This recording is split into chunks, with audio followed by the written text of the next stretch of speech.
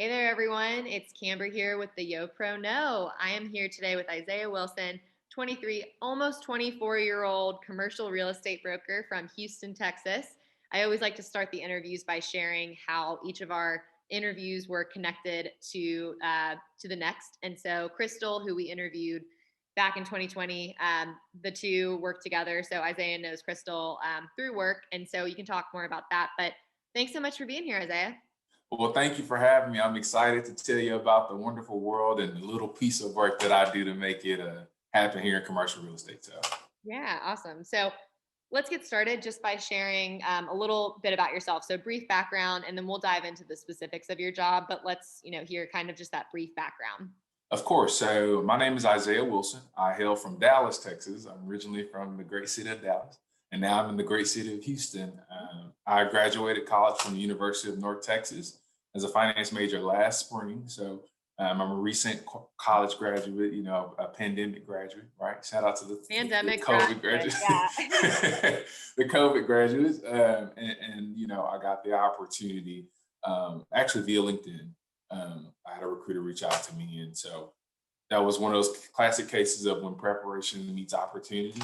And I got lucky there. And I moved to Houston and made the journey. So been here since December 1st, and I've enjoyed it. Just a little bit more personal. I enjoyed reading and working out. And so that's kind of a little bit about my Yeah, background. I love that. Thank you for sharing a personal note too. I think a lot of times when I interview people, they're like, all right, it's the Yo Pro No, like gotta keep it professional. But that's important too, like what you do in your off work time.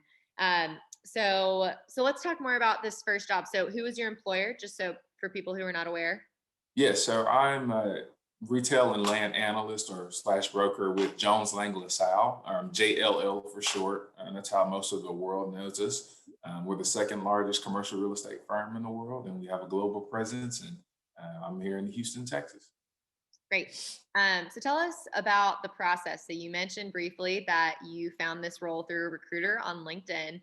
What did that process look like for you? You're in the middle of a pandemic. You're probably a little anxious about, getting into the workplace in the midst of all of this. So walk us through that process a little bit. So a little anxious is being kind. I was stressed out, right? It's a wonder I don't have gray hairs in my head. I think I've been doing the dye, so it's been helping me out. But right, but on my job search, my job hunt, I was going through the fall of last year and really dedicating my time on. Okay, I know I want to work. I want to get into a certain field, but will I have impact? Is this something that's going to be a good fit? I really focused my efforts there.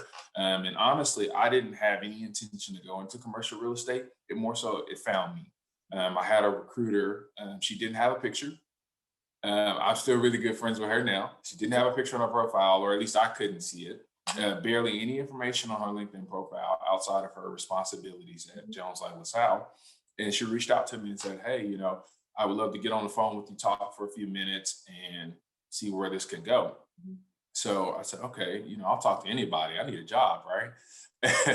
And we got on the phone. It was instant chemistry. I think our conversation went on for about an hour and a half. And so Wow. that 15-minute call kind of got lengthy, as you can see, but really had a great conversation. She got me in touch with one of the original position was for Dallas. And so she got me in touch with the Dallas folks at the JLL office there.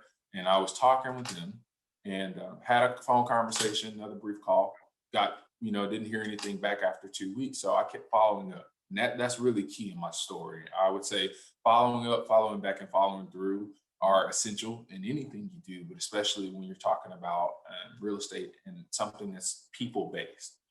And so kept following up with the recruiter, and she emailed me back and said, "Hey, I didn't forget about you. I was busy. The Dallas office went under a hiring freeze due to COVID." And so I said, "Okay, wow, that's pretty serious. I get it, right? I'm not priority in that situation." And so she said, "Let me check the Houston office and see if they have an opportunity." So I connected with the Houston office, and surprisingly enough, their interviews are still in person because they want to still, have some sense of realness. And so we were in, it's a big room. There's I interviewed 9 people my first round. 9 people interviewed me Mhm. over a course of 3 hours, and I was on the other side, kind of spaced way out. But talked with those people and had a great interviews. Did that same process over 2 weeks later. Drove back to Houston to do it again, Oh my gosh. and and then I didn't hear back for another 2 weeks. And then I got a call randomly in November and said, "Hey, we want to extend you an opportunity. We think you'll be a great fit." And it's been a I've been off the running since then. I started December 1st, and the amount of work I've done in 4 or 5 months now, 4 months, I honestly didn't think was possible, but it's been fun. It's been really fun. Yeah, well, and that's what I want to ask you about next. And thanks for kind of walking us through that process, because I think everyone's process is really different. But obviously, a few key takeaways that you mentioned, just following up and follow through, is very important. And you just hearing about the interview process in the COVID landscape right now too. I mean, I have not interviewed in that kind of atmosphere yet, and so that's really a great insight. So thanks for sharing that. Oh, you're welcome. But next, I really want to talk about, what obviously you haven't been in the workplace extremely long. So tell us about what that has been like, and how have you adjusted to being a young professional in the workplace, and what does your day to day look like? Right. So I'm still in office. I've been in office since December 1st. But JLL has done a really good job about taking the parameters. I have a huge thing about sanitizer here, my mask, and everything spaced out. So it's a little different. But a lot of our work is it's simply dealing with people online. So Right. that's how that is. I've adjusted by being actually, if not the youngest, one of the youngest in our 240-person presence here in Houston. So we have 3 offices, Mhm. and so I'm probably the youngest person, Mhm. right? And everyone else who's here has been here 10, Mhm. 20, some cases 30 years, Mhm. doing this line of work. So it's been interesting just working with people who are much older than you, have much, I like to say, they're seasoned, uh, right? They've seen the different shifts in the Yep. season. So it's been great. It's been great, and really soaking up a lot of information and really bringing in. I took it as a challenge to say, but how can I bring in my youth, my tech skills, or Yeah. Yeah. what things that can make me efficient and help them solve problems that they have every day, and make me seem advantageous when it talks about different opportunities coming down the line. So Mhm. that's how the adjustment's been. My day to day is very, very interesting. I really love what I do. I try to tell the world about it because not enough people know about it. But Yeah. Let's hear it. What's your pitch? yeah, so my day to day revolves a lot of calling people, reaching out to not only clients but property owners. And be it that I work on the retail and land side, I like to think about it. I help people buy and sell big pieces of land, small pieces of land. The little corner pocket in downtown Houston, whatever the case may be. And that also expands to institutional clients. So I've worked with people like Uber, Walgreens. I can speak on these deals because they've already closed, but Okay. Yeah. I've got a chance to have my part and also speak to those teams. I mean, I can't tell you the first time we got on a call with Uber. The partner I was working with, he said, "Oh, you're going to lead this meeting." I said, "Huh?"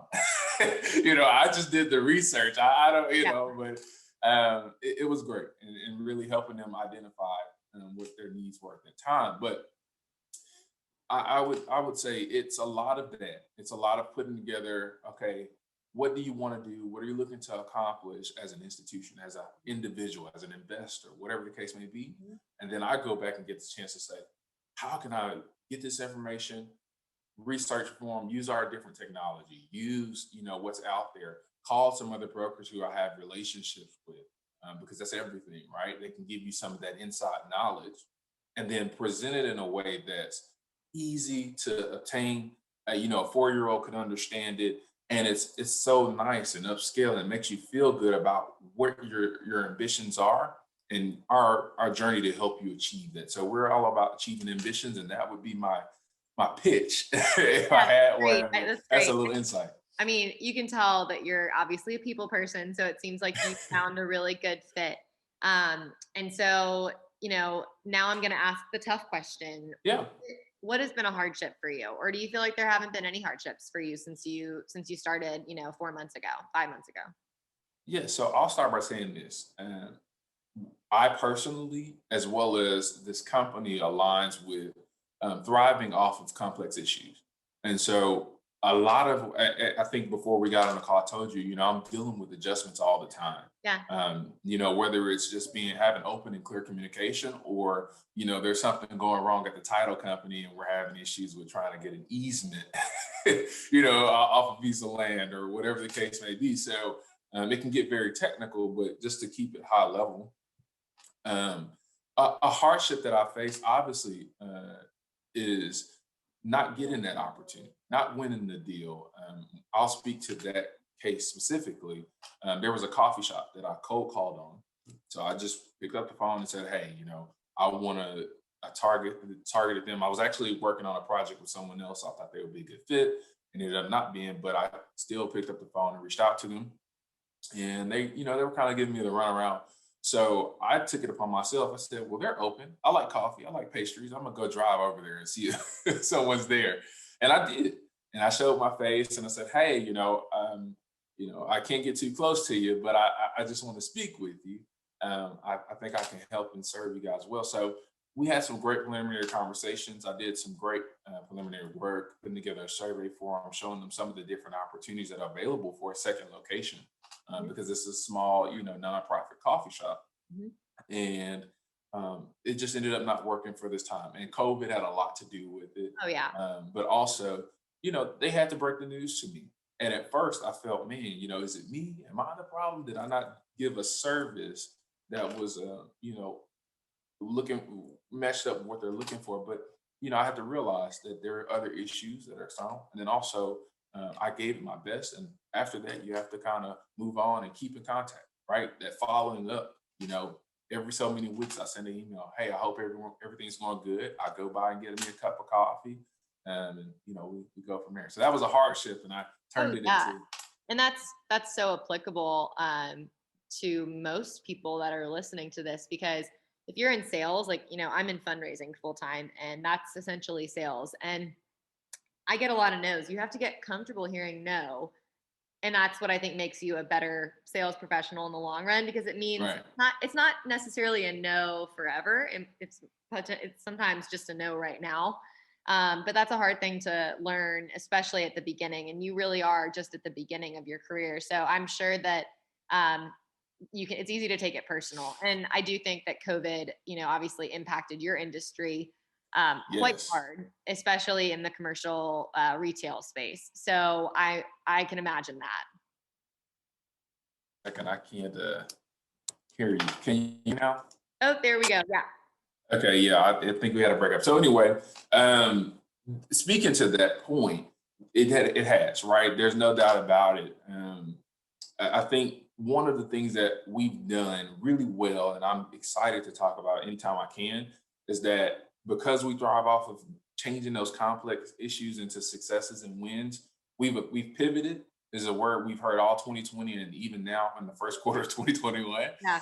But also we found unique approaches to not only connecting with people and building relationships virtually, but also identifying where the markets are going. And so just to give you a very commercial real estate isk view, and here in Texas, one of the things that we pointed out was that there was an increase in land sales. And so that kept us busy, right? But more specifically, what was driving that? Well, people were saying, if we're going to have to be 6 feet apart, and if I'm an investor, I have some means, and I can kind of separate myself from the city life, I want to go out and get me, 2-3 acres or 30 acres, build a ranch, or just put a home there, and live there for a while. And as long as it's close, a lot of people say, is it close to an HEB, or which is a big grocery store here, but is it close to your Kroger or Albertsons or whatever the case may be? And that's how people were kind of dictating how to move, because they said, well, COVID's going to be here for a while, so maybe I need to adjust how I live. So following things like that, the state overall had a 3.1% increase, as in Houston alone had a 28% increase when you're talking about, people looking for different land as well as investing. Yeah. So that's kind of been a change for the better. There's obviously been changes for the worse. And on the retail side, having many clients say, hey, we can't afford our rent anymore, Yeah. right? Or having to restructure those deals with not only because we get a chance to represent the landlords, the owners of the Right. properties, as well as the tenants. So on both sides of it, you get a chance to say, okay, how can we find a way that's feasible for this business to exist and not have to leave? And find a price point until COVID kind of flattens out and we're able to adjust and go back moving forward to normal. So that's a long way of saying we've pivoted and we've enjoyed every minute of it. It has brought upon challenges, but I know in my personal responsibilities, I've been able to see how that's been able to make impact despite the challenge. So Yeah, absolutely. Well, I think you're a wonderful spokesperson for your company too, and obviously, you really live out the mission and the values. So that's really cool to see. Because I definitely interviewed a lot of people with a lot of different roles and also different opinions of their companies, and sometimes it's not super positive, and that's okay. But I'm glad that you've had a really positive experience, particularly in the first few years or first few months. And so I am mindful of our time. So I want to wrap up with a few final questions. okay, yeah. One, just kind of taking a step outside of the office, because that's really important too. I know you mentioned earlier you enjoy reading and working out. What are some things that you enjoy about being a young professional outside of the office? Yeah, so being a professional outside of the office, it makes you seem cool. People say, oh, you still wear a suit? You must be doing something. But outside of it, it allows you to connect with people who are obviously professionals. Some much more seasoned, some younger, some coming behind you that are saying, hey, I'm looking at what you're doing. I want to do what you're doing. And it allows you to gauge conversation that you otherwise would not have had, right? So, I like to think that when I leave the office, my work stays here. Yeah. I'm really a big proponent on that. But what I do find is my work can bridge over in a conversation, whether I'm working out, and I see somebody at the gym and they're like, man, I know you do this, and we have a great conversation. So those are ways that it's been able to kind of be cool outside the office, and also just other people from other industries, lawyers, doctors, or people in med school, they're being able to say, hey, how can we put our brains together and come up with something different or create something? And what my job allows me to do is I'm an entrepreneur on the side as well. So I won't get into the details, I but mean, I do how could sell. you not bring that up until the last few minutes? But I sell flavored pickles. I have a small business that ships all over the Will country. you send will you send the YoPro know some? I will send you some pickles. I Okay, promise that. I'll feature it on the site. Oh, I appreciate it. I'm known as the pickle plug, but that's neither here nor there. That is, Um, I mean, you have to tell us really, all right, quickly, okay, real wrap brief. things up, but I got to know more about this. So I started in college, being a broke college kid. Me and my best friend, we were coming up with ways to make some extra money. And flavored pickles was a popular treat in Dallas. You put them on top of your snow cones. We grew up having them as kids, and so there's no national brand for it. And I said, well, we can solve that problem. I know that my target customer is women ages 17 to 24. That's 75% of my business. And especially like pregnant women, oh man, they love pickles, right? And so we have crazy flavors like blue raspberry lemonade, green apple, grape. I mean, Wow. I'm working on a sweet tea, for all my Southerners. You can kind of hear it in my voice. That Yeah, sweet yeah. tea is like water. I mean, you just like went up a notch when you Right. that's really funny. Wow. Well, are you profitable? I always ask, people Yes. that okay. Wow, So wonderful. So it's a low entry business. It doesn't cost much to enter, but the biggest thing is our strategy. And just to give you insight there, we're growing it through gas stations. They're open 24 hours. People can get them wherever Wow. they want. And with what I do at work, this is just a tip for everybody watching. You can take your day job and mix it, some of the things you learn there, and mix it with what you do on the side. And so I'm able to target areas where I know my customers are and say, hey, let me reach out to that gas station owner and say, hey, one, do you need commercial real estate? Are you looking to buy another one? But also, can I get my pickles in your store? So that's been able to go well. I'm Yeah, excited that that's wonderful. How many I'm- how many stores do you guys work with? so it's funny you say that. We're in zero right now, but we're working with a guy in Dallas. He has a few stores, and then I also got plugged in with a guy here in Houston who has quite a bit of gas stations. But we're going from there, and then eventually grocery stores and a Yeah. bunch of other Okay. good things. So I'm excited. Yeah. Well, we will definitely, one of my favorite things that I tell people after the interview is that, this is not a one-time thing. Like, we're going to stay connected. I look forward to kind of Yes. watching your young professional journey, and, got to see where this takes you to. Um, so because I'm mindful of time, any last minute pieces of advice or just, comments that you want to share before we wrap things up? Yes, and this is can go with this or just in a personal note. For anybody that has the opportunity to watch this and hear about my little story, I want you to know that what you see before you and where I may go, or what I may do, all derives around. I've taken a big focus in figuring out, my passion and dedicating my time to that. And it's not. I know that's very cliche, and people follow your passion or whatever, but sometimes you have to take certain routes to get to where you want to go, but really, learning everything possible. There are books, there are articles, there's so much stuff out there that you can put towards your thing. Mhm. And when you're able to give it your all that way every day, it doesn't feel like, I'm not going anywhere. I'm not having something that's, I can aspire to. I'm being impactful. And so that's my thing. And also follow up, follow back, and follow through. Please Gotta do wrap those things three up with things. that. Yes. I could not agree more with that. And those are some great words to end with. So Isaiah, thank you for your time today and being on the YoProKnow. It's been so fun getting to know you. Well, thank you.